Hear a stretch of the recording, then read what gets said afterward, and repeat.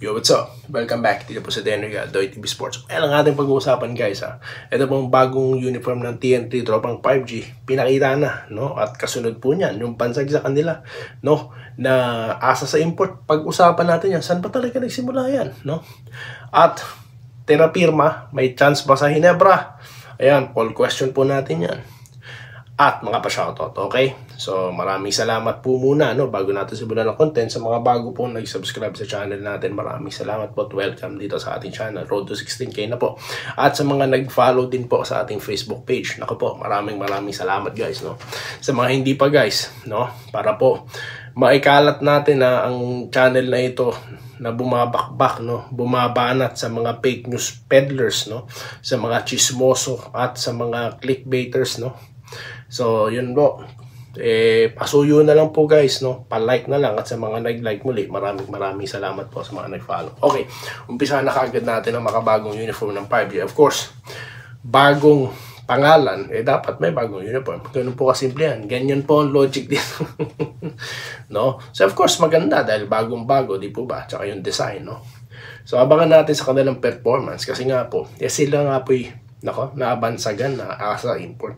So alam nyo guys, bilang Barangay Hinebra fan, no, nakarelate ako dyan kasi nga ganun din nasabi nila kay Justin asa kay Justin, di po ba? So alam nyo guys, to be fair, no, real talk tayo dito. Ba't po ba kumuha na reinforcements? Para po matulungan yung kupunan, no? Para po, no, maasahan. Katulad nga po sa Northport, di po ba, yung import nila, dinala sila sa number 1, di po ba? Si ano din, sa ibang kupunan din, di po ba? Na talaga pong sa reinforcement, umaasa. So, sa maraming panahon po, ano na po yan, nangyayari na po sa PBN. Bakit naman naging issue sa TNT? Di po? Nagkataon lang po ba na nag-champion ng TNT dahil kay RSJ? Di po ba? So, kailangan po talagang asahan ng import. Natural, no? Ginastosan nila yun, kaya nga reinforcement. Parang kami dito, OFW. Kami po ba kinuha para ipan-display? Hindi. No? Para ilagay sa aparador? Hindi. Kailangan po talagang gamitin ng gamitin. No? At ako naniniwala sa TNT na nag-champion as a team guys. Nakita nyo naman ang play nila. No? Again, as a Barangay Hinebra fan, na-appreciate ko po yung ganyang klase ng play efforts. Di po ba? Tignan nyo naman yung Kabuntin. Di po ba? Naging malaking instrumento yan kaya sila nanalo ng championship, di po ba? So, hindi lang si RSJ yan. Kaya yan po yung makukuha nyo dito sa channel na to. Yung real talk po, no, realization po ng mga nangyayari. Hindi po yung mga basta sabi-sabi lang na asa-asa sa import. Hindi. Hindi ako sumasama sa mga ganyang klase ng kantsawan, no? Dahil logic po ang pag-usapan natin, ano po? No?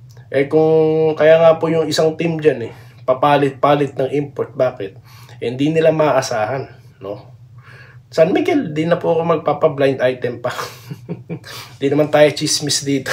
Intriga vloggers Di po ba? Kasi nga po, kailangan ng team, no, na talagang may sandigan sila at kaya nga may reinforcement para mangyari yun. Di po ba? So, ganun lang po ating topic dyan. Okay, bilisan na po natin itong terapirma, ha?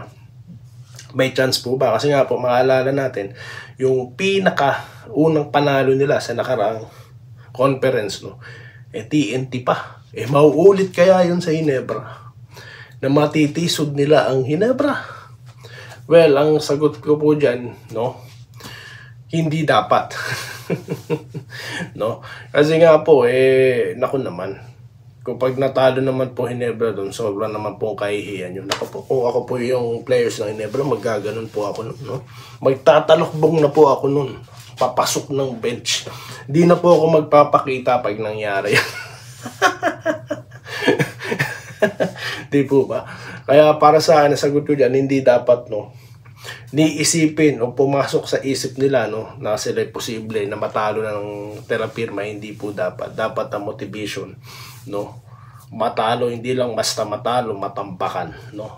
Di po ba? Sa lineup na yun guys, no, hindi dapat tayo, mga, alam nyo yun, mga nag-iisip ng mga, nako, bola pa rin. Hindi. No, sa akin po hindi. Okay? Shoutout na po tayo guys. Babasahin ko po ang mga nag-comment na hindi ko po nabasa. No? Katulad po ni Ma'am Irene Quilles. No, napalapit na raw po ang laban ng Gene Kings. No? Shoutout po sa inyo, ma'am. Kahit Carlos Dizon. No? Shoutout po kay Roberto Quijano. Good day, idol. Tama sinabi mo, dapat talaga ang player na hinira mag-boss para makalaro ng iba. May nakita pong kong channel kanina, no, na sinasabi po nila na role players naman daw po dapat, parang gano'n yung kanilang ano. Kung naalala nyo guys, natatopic po natin dito yan. No? Natapik na po, naunahan na po natin sila na itapik yan, no? Kasi nga po, nababasa natin ng laro, di po ba? So, hindi lang po lahat talaga superstar. Kailangan po talaga may mga players, no, na willing mag-sacrifice para po manalo yung teams. Tignan nyo sa Golden State Warriors, si Kuminga, hindi na nakakalaro. Di po ba? So, sa team like Ginebra na yun na nga po, puro star sila. Let's face the reality guys, puro star talaga sila doon. So yung ibang mga player talaga, no, na gustong magpasiklab, no? Tignan si Paul Garcia, di ba, nagpasiklab yun kasi nga kailangan niyang gawin yun para maka-earn siya ng spot, no? Which is napagtagumpayan niya, nangyari nga, pero nasa aparador naman, di po ba? Kaya kailangan po talaga sa team nyo, naniniwala tayo, okay? Edwin Transporte, no? Nag-good day. Maraming salamat po sa Archie Makirang. Ayan, shoutout po. Okay, si Vincent Nava na nag-good day. Maraming salamat po, no?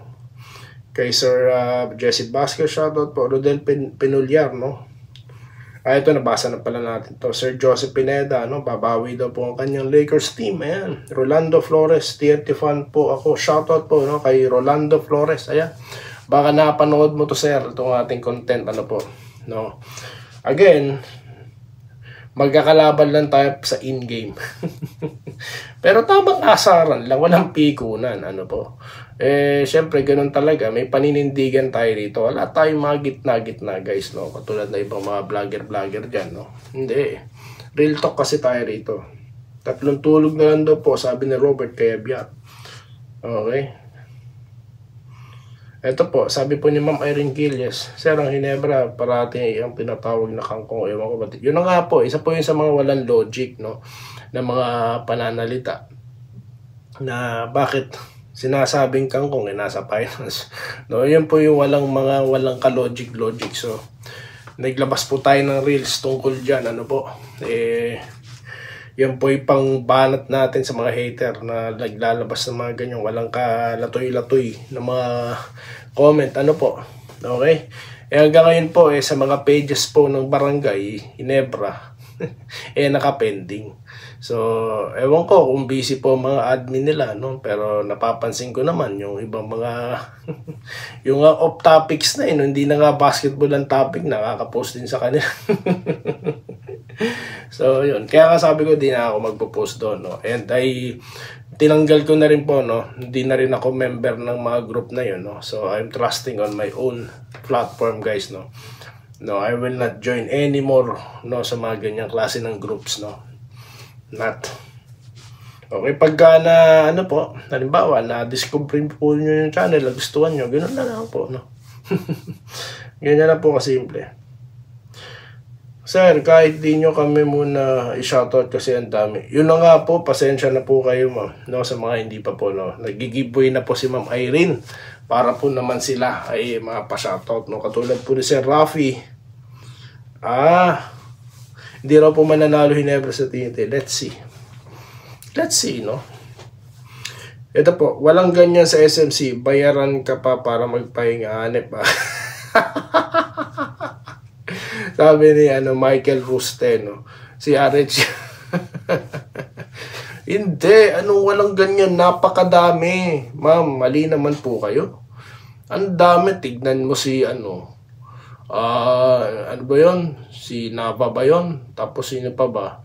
Yung mga nasa aparador, si Ting. O di po ba? Ang tagal nagre-resting sa bench nun Di ba? Maraming player. Si Vic Manuel, di ba? Mas marami po ang time sa rest kaysa laro. So, hindi mali po kayo dyan. Nasa aparador lang po, no? Kaya siguro din nyo napansin. Huwag nyo po pagkamalian na baka sabihin nyo, hater ako ng SMC. Hindi po, no? Hater po ako ng mga sistema kung saan kumukuha ng player, di naman po pinaglalaro. Doon po ako ayoko, no? Yung mga ganong klase po ng management, no? Na kinuha mo for what? Di po ba? May potential yan eh, di ba? Kinuha mo, you should use him. Di po ba? Para naman po makita ng mga fans. Kaya tuloy yung iba, imbis na maglaro sa PBA, mapapanood mo na lang sa ibang liga. Kaya mo nga pinopromote yung liga.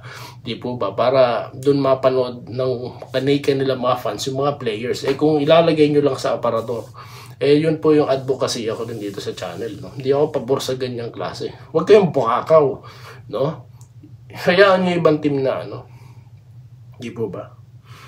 Hindi mapipigilan ng Hinebra ng TNT. Niliban lang kung kunin nila si May Powell, Tarsio Paramo. Ayan. The GOAT. Kaya hindi ko po maintindihan to. Sniper Black Dragon. Karamihan na vlogger nagawa lang ng kwento. Marami po nagawang kwento, no? At kumita po sila ng matindi. Big time, ano po? Kung ano-anong trade yung kwento nila, no? Wala naman po nangyari kahit isa. Si Belfield, ilang beses na po nila tinrade, Ngayon, ginagawa na naman po nila ng kwento, no? Na ano daw, ini-issue nila yung sunod-sunod na pagkatalo ng Blackwater. Wala pong iniwan yan sa ginawa nila kay Bolik, no? Na gusto raw magpa-trade. Yun pala, walang kaalam-alam yung tao, no? Walang kaalam-alam. May chinichismis na po pala siya. Kaya po, huwag po kayo maniniwala sa mga chismoso dyan, no? Vincent Nava, sabi nga sa kanta, wag mong pansinin ang naninira. Salamat po, sir. Bura ng champions yun no JB, sabi po ni Jornalita Moanya. Natalo po talaga. Wala tayong magagawa, no? Talo is talo, wala pong palusutan, ano po. So ilang po muna guys, no. So nabasa ko po ang ilan sa mga comments nyo dito, no. Tulad ng aking pinangako at sa mga susunod po, no, magbabasa pa tayo ng mga comments nyo at magkita-kita po tayo sa mga susunod na video content dito lamang po sa Den Ricardo ATV Sports. Muli, maraming salamat po sa inyong panonood. Salamat po sa panonood. Subscribe na para sa mga susunod na basketball at boxing videos.